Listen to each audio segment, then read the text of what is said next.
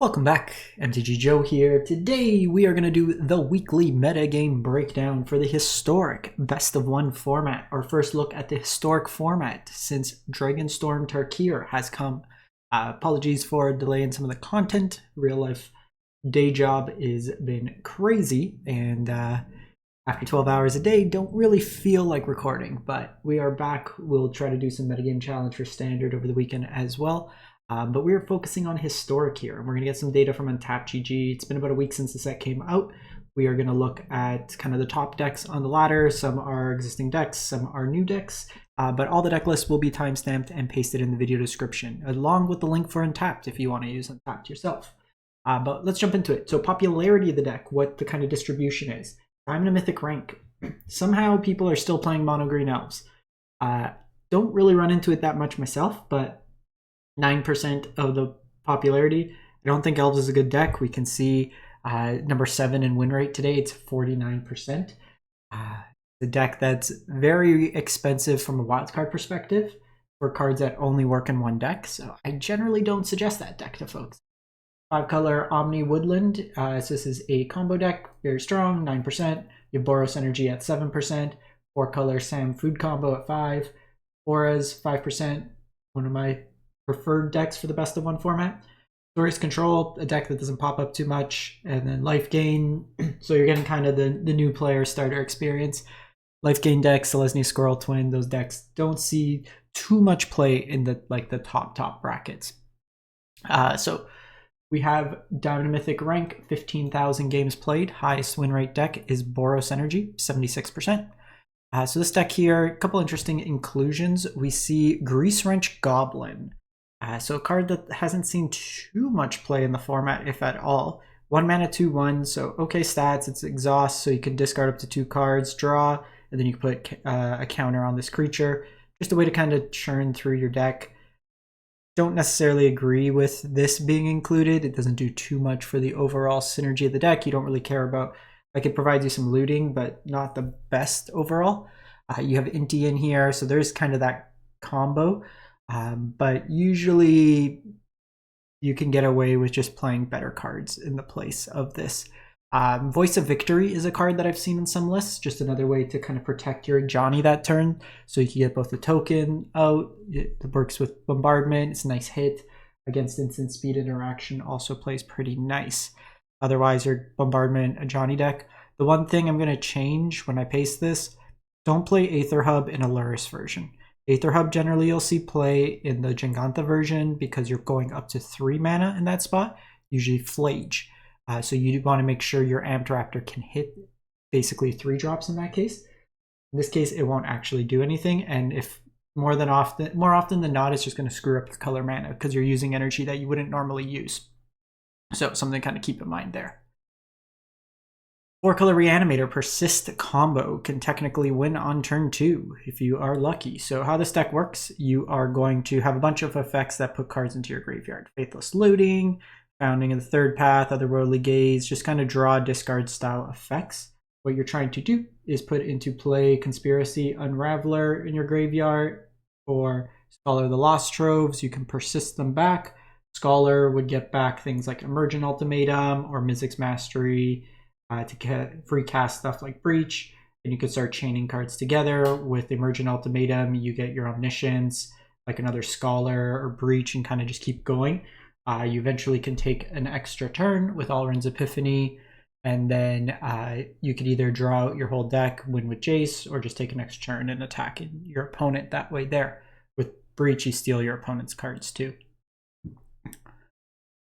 Moving on, we have 5-color Omni Woodland with an interesting update in this particular one. So the core of this deck will kind of explain what it's trying to do, and then the routes to victory.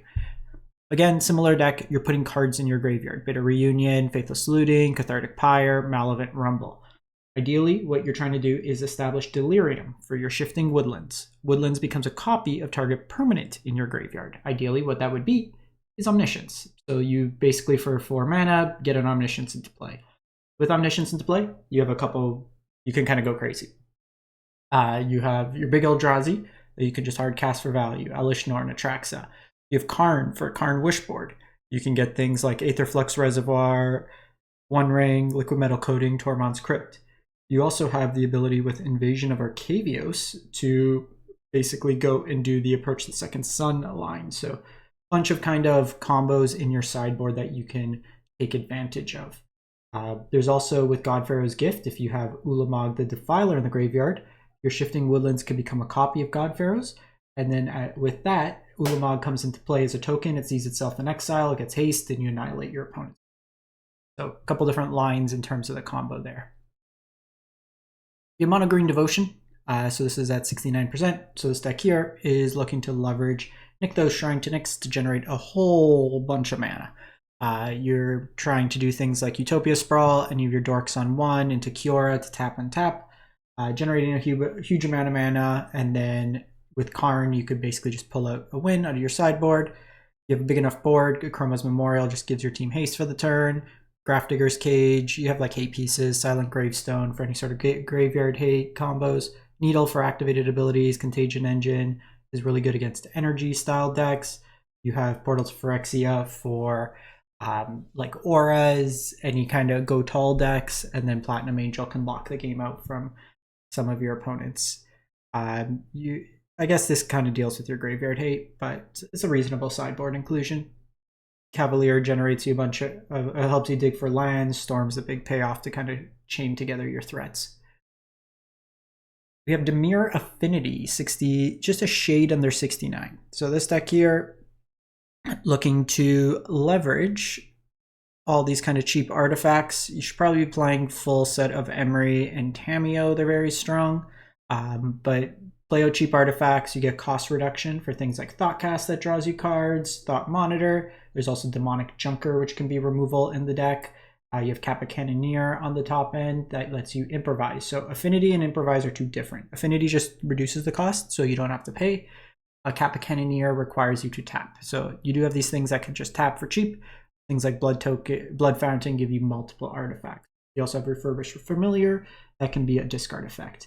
Within the sideboard, you have artifact lands in the Mistvault Bridge, Vault Whisper, Seed of Synod, so all ways to kind of establish affinity. These can be Divine Purge, they can be Fragment Reality, so be mindful of that. Wrath of Skies also hits them. Boros Auras, so this is the deck I usually climb the most with, 65%. So this deck here is built around Light Paws and Core Spirit Dancer. The big flex spot is if you're on Amped Raptor or Hushbringer. I prefer Hushbringer because it shuts off a lot of decks. The energy decks shuts off pretty much all their removal.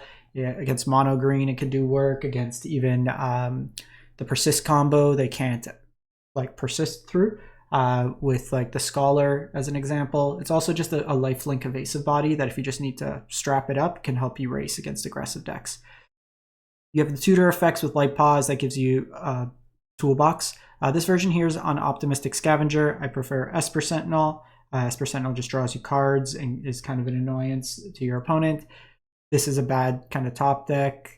Good on turn one, but requires, it's kind of a win more. Your creatures get so big in this deck just through like Ethereal Armor and this Core Spirit Dancer naturally getting bigger. But Light Paws, kind of sheltered by ghosts, very strong combination. Luris Companion. All right, first Karn deck, we got a couple. So we have two Tron decks, mono green Eldrazi decks that are both within a couple, like half a percentage point across. So this one here is a smaller Eldrazi version. So you have Expedition Map that can help you get the Ugin's Labyrinth. Things like Three Tree City for the Eldrazi. You're having things that could produce green lands, but also produce colorless for your Eldrazi effects. So with the Ugin's Labyrinth, helps you get ahead on mana. Big payoff for playing colorless spells is Ugin Eye of the Storm. Comes into play, just basically nukes something from your opponent, and then whenever you cast a colorless spell, exile stuff from your opponent, draws you cards. Just all around bad boy. So this version here, you have Kozilek's Command, you have Waterscape Battle Mage, just a flexible card to blow up like artifacts or enchantments. Fleshraker makes you Eldrazi Scion, and then whenever a colorless creature enters, you can ping your opponent. Urza's Construction Drone conjures Tron lands into your deck, and then whenever it attacks or dies, you seek a Tron land, so it helps you get ahead on mana. Thought Not Seer for hand hate. Myco Spawn can help you tutor lands. And then I don't actually know what this does.